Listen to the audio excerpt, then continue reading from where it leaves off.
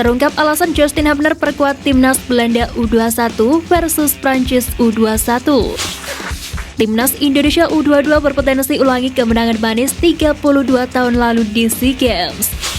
Jadi angin segar rencana khusus Polri untuk timnas U20. AOC rilis jadwal pelaksanaan Piala Asia 2023. Sepak bola Asia secara resmi mengumumkan jadwal Piala Asia 2023 yang akan digelar di Qatar tahun depan. Seperti diketahui, timnas Indonesia menjadi salah satu kontestan di ajang bergengsi Asia tersebut.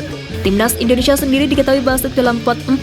Skuad Garuda menjadi tim dengan peringkat terbawah yang ikut pada turnamen tersebut. Konfederasi Sepak Bola Asia dan Komite Penyelenggaraan Lokal untuk AOC ASEAN Cup Qatar 2023 telah mengonfirmasi bahwa kompetisi Piala Asia 2023 edisi mendatang akan diadakan mulai 12 Januari hingga 10 Februari 2024. Bunyi keterangan resmi AOC tersebut. Timnas Indonesia U22 berpotensi ulangi kemenangan manis 32 tahun lalu di SEA Games. Timnas Indonesia U22 terhindar dari grup neraka setelah hasil drawing cabur sepak bola SEA Games dirilis. Skuad Garuda bakal bertanding di grup A bersama Kamboja, Myanmar, Filipina, dan Timor Leste.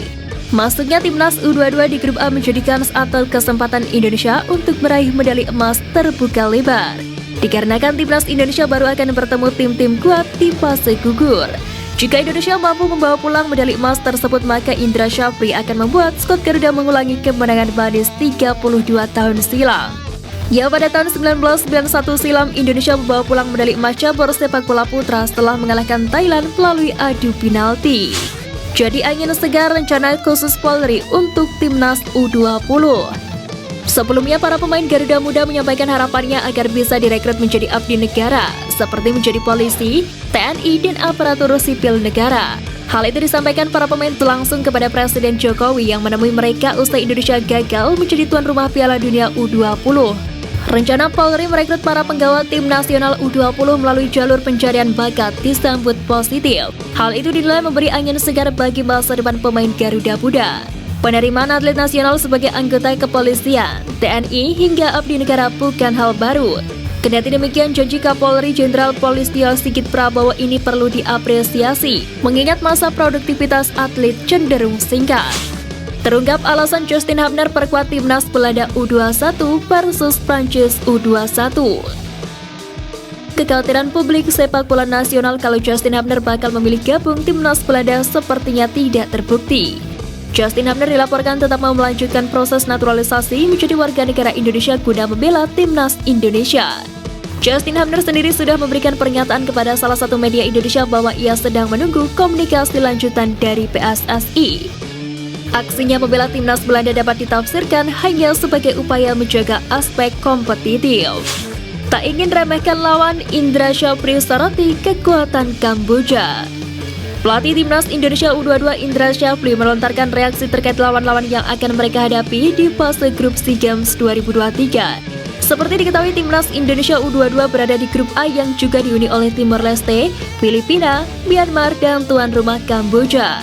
Namun Indra Syafri tak terlalu memperdulikan kekuatan semua lawannya di grup A. Ex-pelatih timnas Indonesia U19 itu meminta anak asuhnya untuk menatap laga demi laga.